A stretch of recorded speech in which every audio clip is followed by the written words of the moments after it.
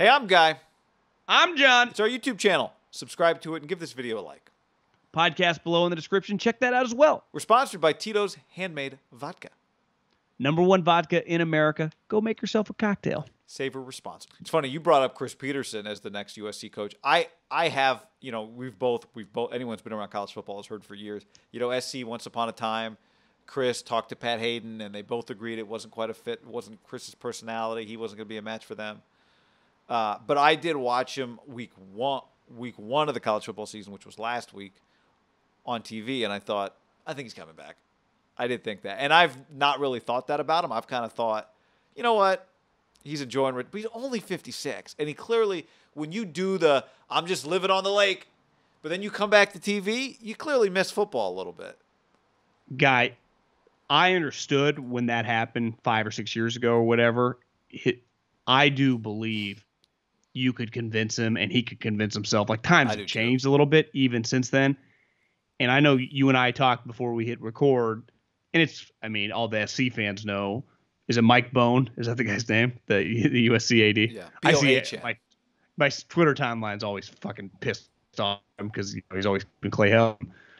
But Luke Fickell, it's an automatic move when you hire a new AD. What school is he coming from? And if his coach is sweet, well then, and the school's an upgrade, you're like, well, he'll just hire that guy. Listen, Luke Fickell's a Midwest guy. Look at his resume. That's where he thrived. Chris Peterson's a lifetime West Coast guy who just dominated this conference at a program that is much more difficult in modern times to win at than USC. And I think if you hold on to the Pete Carroll thing too long, let's just move on. Let's just try to get the best coach. We don't need Pete's rah-rah. Like, Chip is anti-rah-rah, who poo-poos everything, who is zero fun, and it's working right now at UCLA. Like, just hire a good coach who's proven and really – was it the first play of the game yesterday that the kicker got tossed for for targeting for making the tackle? Which I think is stupid. But I also thought it kind of symbolized that I bet this kicker thought, one, he's probably clearly a pretty good athlete, but like maybe someone says, like, you go fucking get these guys fired up. Like, he thought he could make a play. Like, what the fuck are we doing? But in SC, everyone's so desperate to try to like kind of prove their hierarchy on the squad because they don't have one. And they just feel like lost without it. God, I went to bed at halftime. I'm like, this thing is over. They look terrible. And then when I looked at the score today, it got even worse in the second half until they kind of made a late score, huh? Like Stanford kicked their ass. Stanford dominated them. Was there at any moment in the second half where you thought USC could win this game? No. Stanford looked fantastic, which again is historically not abnormal. I disagree with you a little bit. I think Luke Fickell would be a phenomenal choice for them, except for one problem, which is he's an Ohio State guy. And so sometime maybe Ryan Day goes to the NFL, or maybe he doesn't. I don't know. Maybe it's not an issue. You'd be worried about him leaving potentially. Now, Cincinnati's moving on up in the world. He can make a ton of money. He doesn't have to leave. And if Luke Fickell made it known he wanted to go, he could take any job he wanted. He could be LSU's next coach if he wanted to be. I don't know if he wants to go there. What Dan Hawkins said. It's the Big 12. Big 12, it's not intramurals, brother. Isn't that where they're going? Did they just get invited? But I still think for all the issues, USC is still a unique job given its access to talent. The location is a big deal, and he has been incredibly successful. Like 12-4, 11-2, 11-3 the previous 2 years, and then 9-1 last year. I think he'd be a great choice. I would take Chris Peterson #1 because I think what Pete Carroll did at SC is what great coaches do wherever they go. Whatever the personality of the program is, they impose their personality on the operation. And so all the stuff that people are trying to match with SC, like the Flash, it's not what defines Pete Carroll. Pete Carroll gets the best players to play like the best players. Back to Mike Tomlin's thing on Flying Coach a while back that we talked about. Coaches get too worked up on, I got my B-level talent to play like an A-level guy. No. Do you get your A-level guys to play like A-level guys all the time? That's what Pete Carroll's USC teams were. And we talk about sometimes Seattle is a little weird in terms of performance, but Seattle was the same deal. Like A-level players play like A-level guys. And so, that's really the thing that we thought Chris Peterson was going to jump to UW. He'd start getting A-level talent, and he did. He went to a playoff. So I don't care about what SC is supposed to be. The only thing that matters is that you win the games. And if you win the games, guess what? It'll be cool. There will be plenty of flash to go around if you're winning the football games, because it'll be cool. So you just pick the guy that's going to win you the football games. But I think in some ways it's almost him that has to be convinced more than maybe the AD would have to be convinced. John, let's tell the people about DraftKings. Promo code HAM. Click on the link. Get in our league down below. How about wineaccess.com/ham? Buy $150 worth of wine, get $50 off, guy. $50 off, wineaccess.com/ham. Oh, it's the good stuff. My theory and my philosophy, and I feel very strongly about this, I do think where you're from matters in college football. And you bring up the Ohio State thing, but I just think his ethos is the Midwest. And like you said, ultimately he has his trump card. If that job ever became open and they came after him, he's just going home. Now, every once in a while, once upon a time, Roy Williams turned down North Carolina. He ended up going, right? Remember, Les Miles should have taken this job, but turned down Michigan man. It happens. But where were those guys? One guy was at Kansas the first time he turned it down, right? Basketball. The other dude was at LSU football and competing for national championships, which you could do at USC. So who knows? But I do feel very comfortable. Historically on the West Coast, Jim Harbaugh went to Palo Alto High School. Pete Carroll, West Coast guy, went to Pacific, played football there, and got his football start out here, right? Chris Peterson, Boise, Washington, West Coast guy.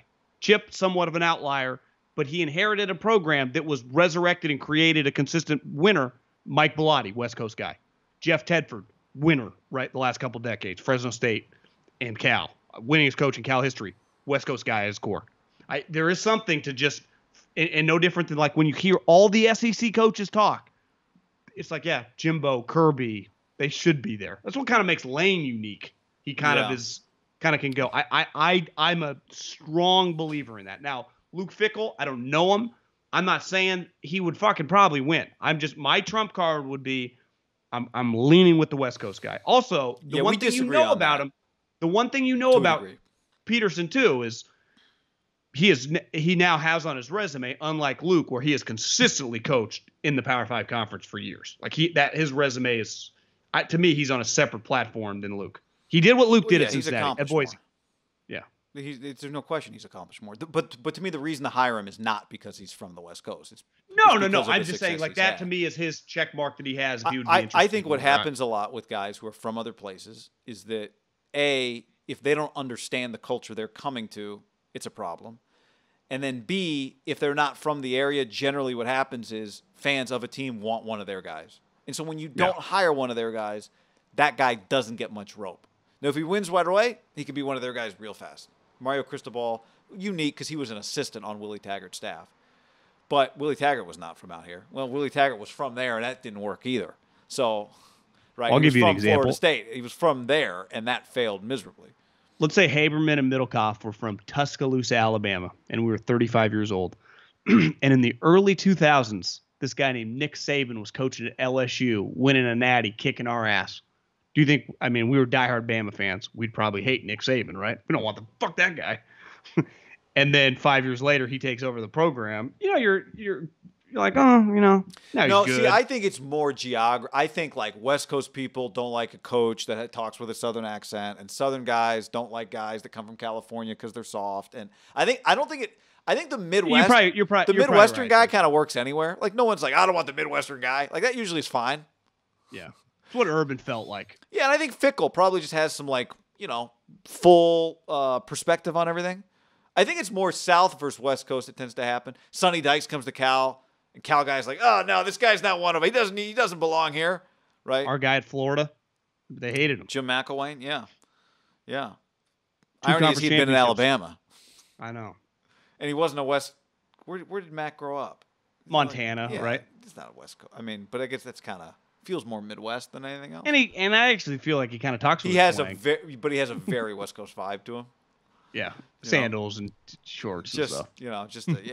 Just a good So it's about a But guy that has but if perspective. you said Jim McElwain, like where would he thrive? He thrived at Colorado State. Like if you told me he got the Washington He or done Washington well at State or Oregon Florida. State, I know, but don't you feel like he would really be a good Pac-12 coach? Like that's probably where he's most suited to be personality wise. Like I think he would do well. I think he'd do well in the Big 12. Yeah, yeah. Look. It happens to align. I wouldn't hire somebody just because of that, but it just happens to be that this guy is an incredible candidate. Here's the thing we know about him. He's not interested. Probably I don't know this, but he's not interested in just coaching anywhere. Like he values where he is. He went from Boise to UW. He was an Oregon guy. Went to UC Davis. Like he's got the circle Well, is not that big, right? He's a Pacific Northwest guy. I think he'd make more sense at Cal. Now, how bad would Wilcox get fired? I do think he'd make a lot of sense of that university and that culture. Wilcox is his guy. Kinda, but like he's been to the college football playoff. Are you capped at Cal based on just some of the requirements there? I would have said most people would have pushed back to say that Washington could have made the football playoffs before he did it.